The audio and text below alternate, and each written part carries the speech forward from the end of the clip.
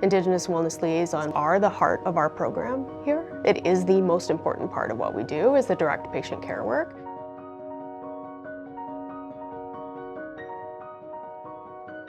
What we know is that the IWL encounter makes a difference for Indigenous patients in a way that nothing else that we do can.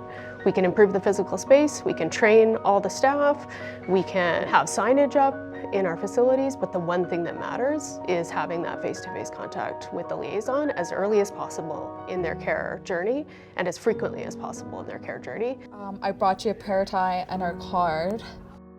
So I predominantly work in St. Paul's Emergency Department. I am an Indigenous liaison down there, step in other places when we're short-staffed. Palliative unit, maternity, ICU. First of all, usually when I come in the morning, I come down here for a smudge.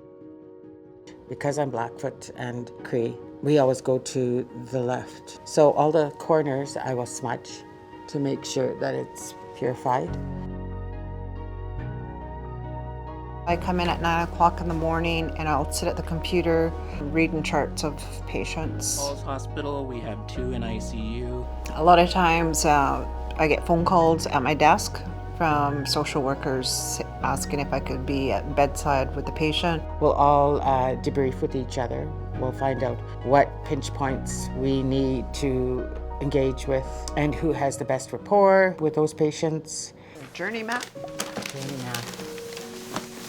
This is pretty cool, eh? Wow. So I remember when I first started and we started this whole journey mapping, and it was groundbreaking. We need to catch the people that are in an emergency department before they're admitted to another unit. So, you know, they're coming in and they don't quite understand what the physician's saying, and then we're there to kind of translate that. They get judged that they're drug seeking, and they're not. And I think that just speaks to the stereotype of where they come from within community. And then we're reducing, you know, the violence risks and stuff in the emergency department that, you know, might not necessarily go very well if we're not there.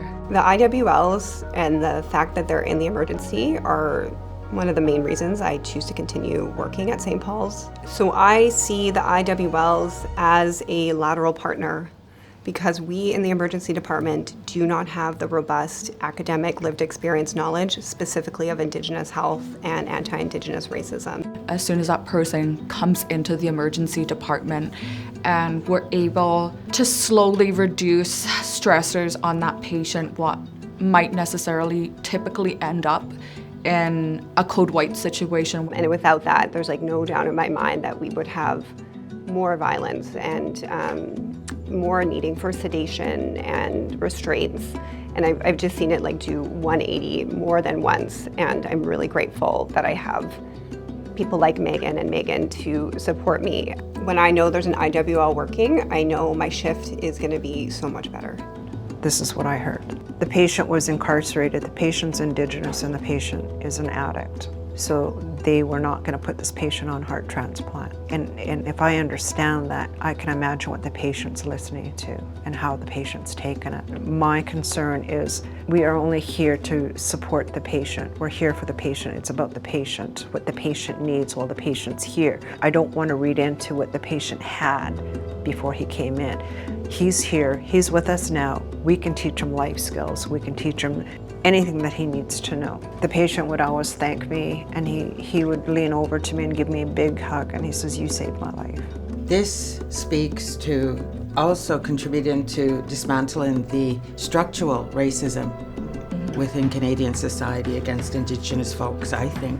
And we're a better place to begin than in the healthcare system, right? Currently, they want us 24 hours. We just don't have that capacity. Do Indigenous people just stop coming to the hospital on Christmas or New Year's or a long weekend? No, the reality is we don't. We went to residential schools in September.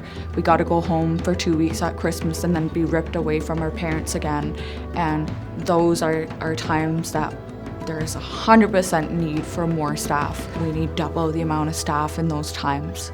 There's 3 of us, and then sometimes there's 2, and we're so short-staffed that we are so happy that we did have team members come on, but that's not enough. We still need more We need more liaisons to help move this so important program forward. I'm going to make this work, but I'm not only going to make this work for me, for the ones that are coming after me, to help pave the road and help everybody understand that we belong here, we're here, and we're not going anywhere. We change the system through showing it can be done. It's the donor funding that enables us to do this innovation. A very practical thing that most people can do is to make a donation that supports us to do the work that we need to do here for Indigenous patients. And that is an act of reconciliation that fundamentally then leads to whole system change.